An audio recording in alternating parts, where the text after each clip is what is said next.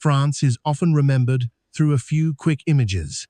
The Eiffel Tower rising above Paris, a warm croissant on a café table, a glass of wine catching the afternoon light, or a narrow street where old buildings seem to lean gently toward one another. But if you only see France as a romantic postcard, you will miss the deepest part of this country. France is not only a land of beautiful symbols, it is a country shaped by revolutions and royal courts, by farmers and philosophers, by cathedrals and cafes, by mountain villages, coastal winds, vineyards, markets, and a long conversation between beauty and everyday life. From the boulevards of Paris to the granite coast of Normandy, from the castles along the Loire River to the sunlight of Provence and the white snow of the Alps, France does not tell only one story. It tells many stories at the same time. Paris is where many people begin dreaming about France. But this city does not live only inside its great symbols. Paris also exists in the sound of chairs being pulled across the sidewalk, in the morning light, on the Seine, in a small bookshop, in the smell of bread from a neighborhood bakery, and in the ordinary rhythm of people going to work.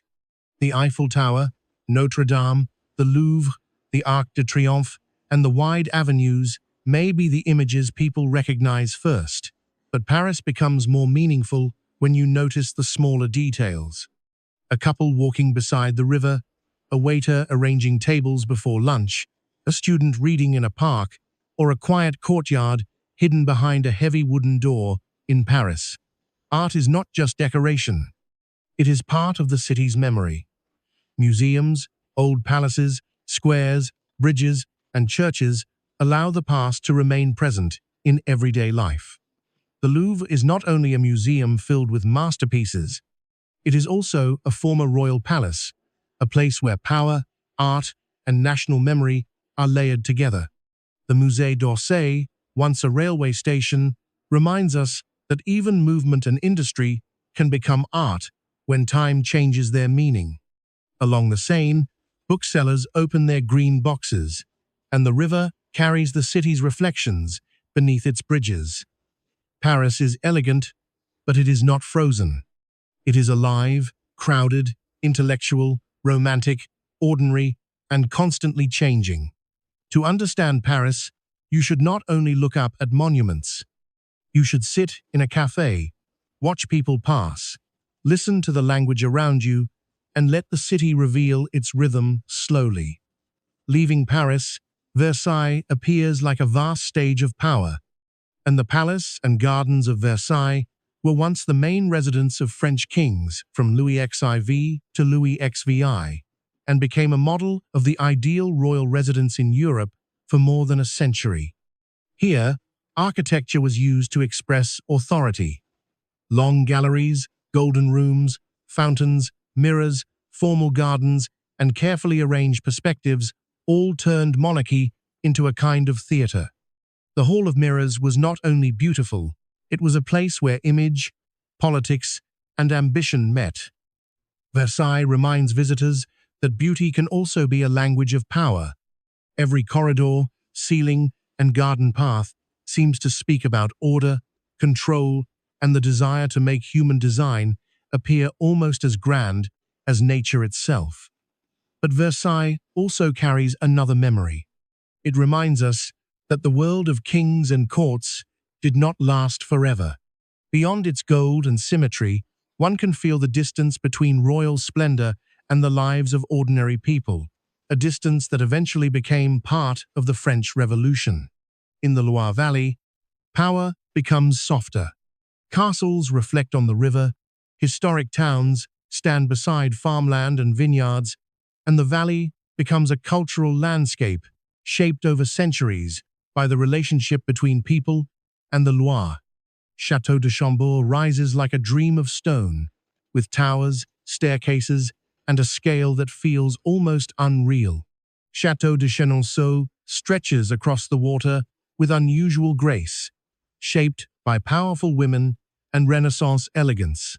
Amboise, Bloise, and other towns along the river show a France where royal history blends with village life, gardens, wine, and the slow movement of water. The Loire is not only a river, it is a line of memory, where landscape, agriculture, architecture, and politics shaped one another over time. Then France steps out toward the sea. Mont-Saint-Michel rises on a rocky island among sandbanks and powerful tides, with its Gothic Benedictine abbey standing above the horizon like a vision. Here, architecture is not separated from nature. It has to adapt to the harsh conditions of the place where it was built. The tide changes everything. At 1 hour, the island seems connected to the land. At another, it appears almost unreachable, surrounded by water and sky. Climbing the narrow streets toward the abbey, you feel how faith, stone, wind, and sea were all forced to live together in one extraordinary place. Mont-Saint-Michel is not just a monument. It is a meeting point between human devotion and the force of nature. Normandy is not only a beautiful coastal region.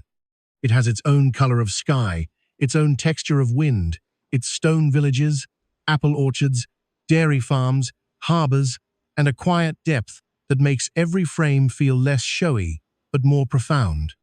The cliffs of Etretat, the port of Honfleur, the beaches of the day landings, and the peaceful countryside all belong to the same region, but they speak in very different tones.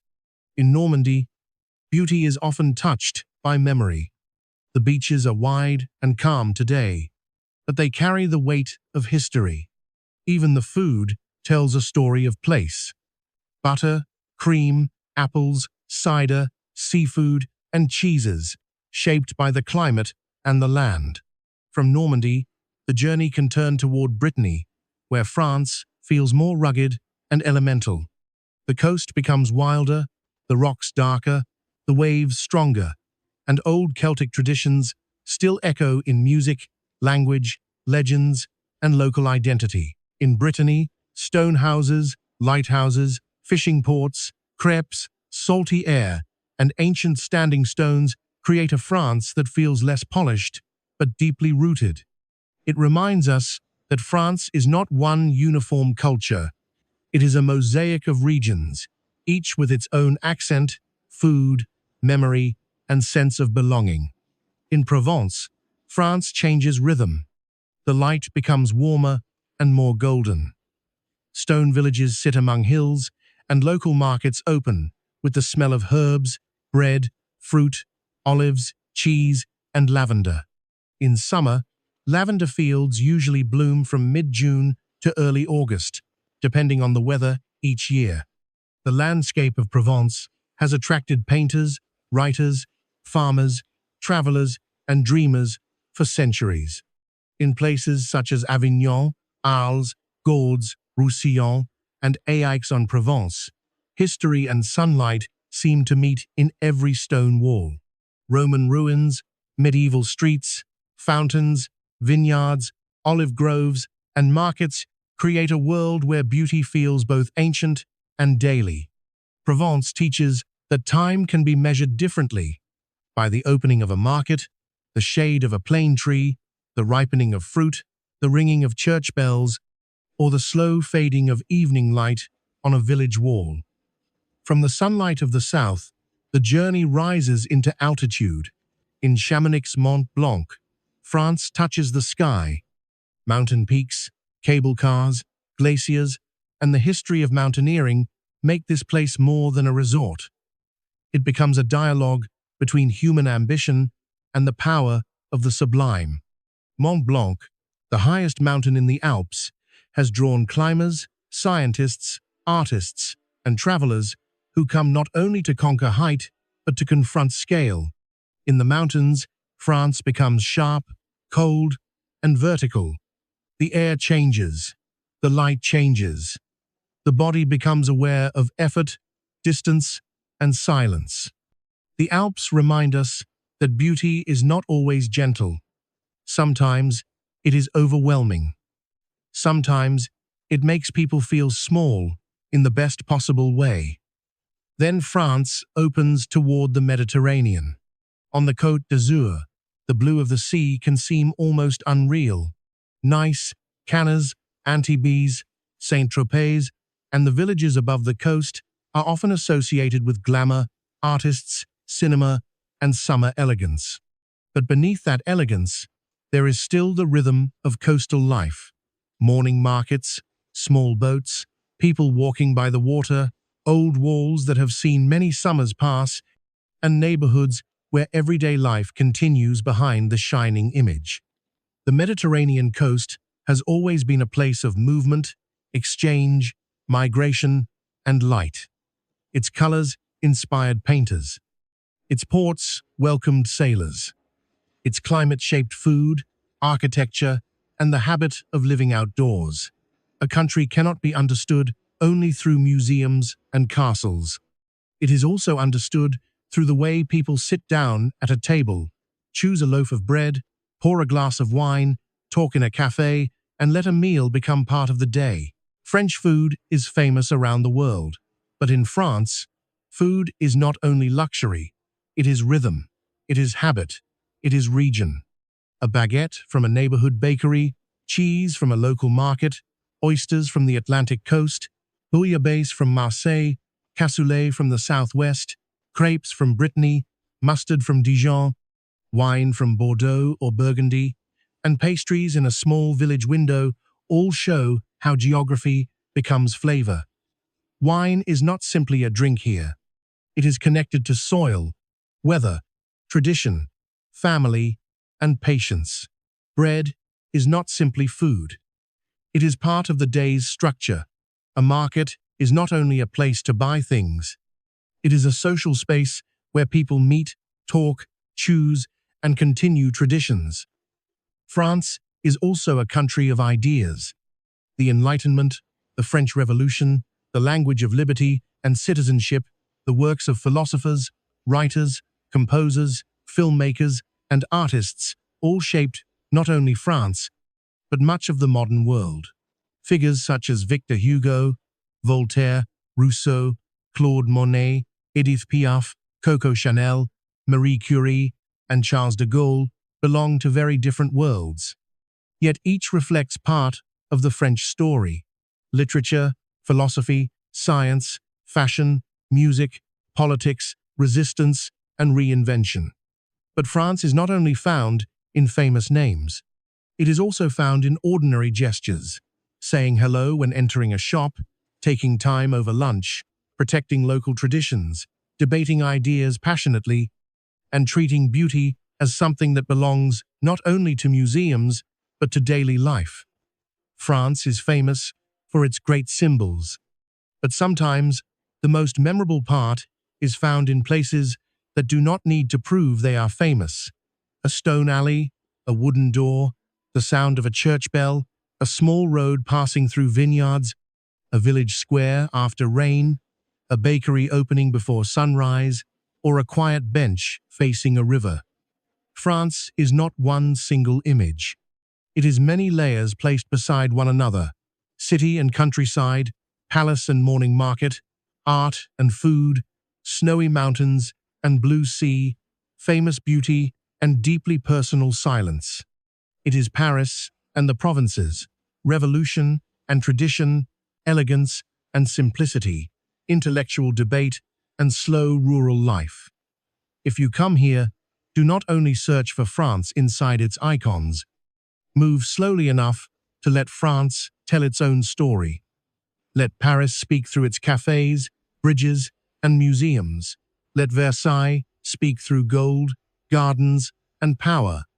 Let the Loire Valley speak through castles, rivers, and vineyards. Let Mont-Saint-Michel speak through stone, tide, and faith. Let Normandy and Brittany speak through wind, coast, memory, and resilience. Let Provence speak through sunlight, markets, lavender, and old villages. Let the Alps speak through height, snow, and silence. And let the Mediterranean speak through blue water, warm light, and the long rhythm of the sea. France is not a postcard to be looked at quickly. It is a country to be listened to, tasted, walked through, questioned, and remembered slowly. And if you could choose only one chapter of France to experience first, would you begin with Paris, Versailles, the Loire Valley, Mont-Saint-Michel, Normandy, Brittany, Provence, the Alps, or the blue coast of the Mediterranean?